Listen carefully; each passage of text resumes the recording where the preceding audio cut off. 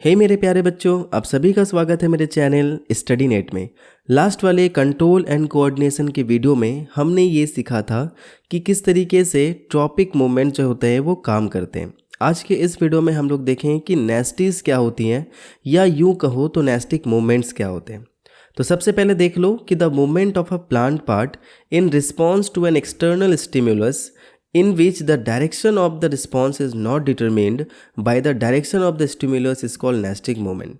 तो कई बार ना बच्चे इस बात से कंफ्यूज हो जाते हैं कि सर ये ट्रॉपिक मोमेंट और नेस्टिक मोमेंट इन दोनों में आखिर डिफरेंस क्या है, क्योंकि जब हम एग्जांपल्स देखते हैं तो हमें समझ नहीं आता। जैसे कि देखो यहाँ पे मैंने लिख भी रखा है कि ट्रॉपिक और नेस्टिक मोमेंट में जो डिफरेंस होता है वो बस इतना होता है कि जो ट्रॉपिक मोमेंट होते हैं वो डायरेक्शनल होते हैं और जो नेस्टिक मोमेंट होते हैं वो नॉन डायरेक्शनल होते हैं। अब इसको मैं एकदम सिंपल टर्म्स में समझाता हूँ, तुम लोगों को ध्यान से समझो। ये समझ लो यहाँ पे वाटर है, ठीक है। इस वाटर के तरफ अगर कोई प्लांट रिस्पॉन्स करता है, यानी इसके जो रूट्स हैं ये क्या करेंगे, इस वाटर की ओर बढ़ेंगे ना, तो इसका डायरेक्शन जो होता है वो उस स्टिमुलस की तरफ होता है, तो इसलिए उसको हम लोग कहते हैं ट्रॉपिक मोमेंट्स। लेकिन नेस्टिक मोमेंट का मतलब होता है रिएक्शन, इतना जान लो बस, ठीक है। कभी कंफ्यूजन ना क्रिएट हो, बस इतना समझ लो कि ट्रॉपिक मोमेंट में क्या होता है कि वो उस डायरेक्शन में भागता है, तो ये हो जाएगा मूवमेंट, ठीक है। मूवमेंट उसी डायरेक्शन में होता है।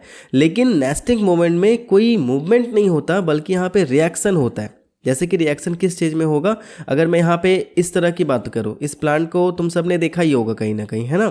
तो इस प्लांट को जब भी हम टच करते हैं तो ये अपने सारे मतलब लीव्स को मोड़ लेता है अपने अंदर। क्यों?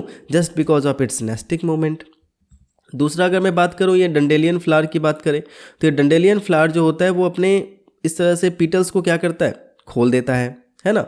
और अगर मैं बात करूँ the closing of the petals of moon flower in the morning in bright light and opening at the dark when the light fades, यानी जब दिन का समय होता है तो ये क्या करता है, बंद हो जाता है, और रात के समय में ये खुल जाता है, इसलिए इसको हम लोग मून लाइट फ्लावर बोलते हैं। तो धीरे धीरे हम लोग एक चीज़ के बारे में अच्छे से पढ़ेंगे। देखो सबसे पहले अगर मैं बात करूं the non directional movement of a plant part in response to touch of an object is called thigmonasty. तो थिग्मोनेस्टी हमने लास्ट टाइम ही पढ़ा था। थिग्मो का मतलब क्या होता है, टच होता है, ठीक है। तो ऐसा कोई भी नेस्टिक मूवमेंट समझ लो, रिएक्शन जो टच के कारण क्रिएट होता है प्लांट के अंदर, उनको हम कहते हैं थिग्मोनेस्टी। और यहाँ पे अगर मैं स्टिमुलस की बात करूँ तो स्टिमुलस क्या होगा, यहाँ पे स्टिमुलस होगा टच।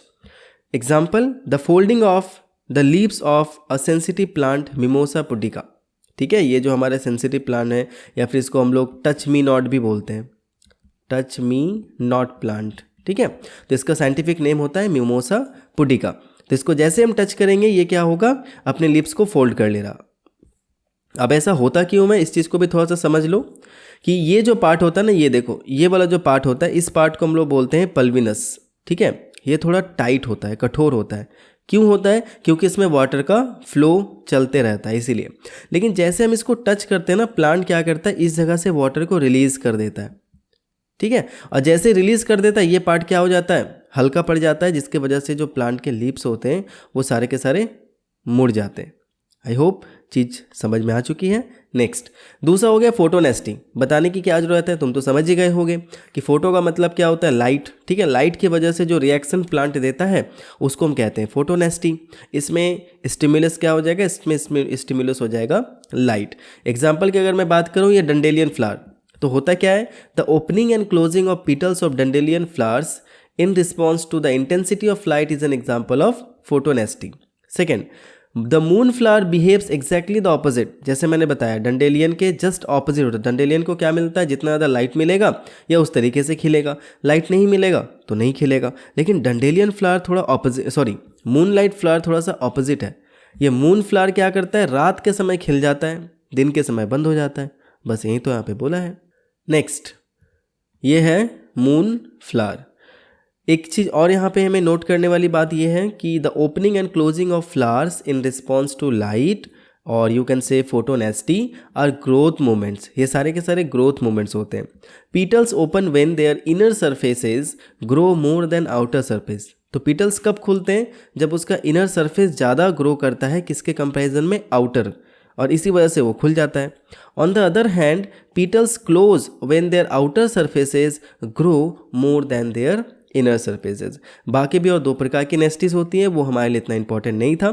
तो लास्ट अब हम लोग देख लेते हैं फंक्शंस ऑफ प्लांट हार्मोन्स, या हम एक तरह से कह सकते हैं फोटो हार्मोन्स के क्या क्या फंक्शंस होते हैं। जैसे सबसे पहला हो जाएगा जर्मिनेशन ऑफ सीड, यानी जो डॉर्मेंसी होता है सीड्स का उसको तोड़ना।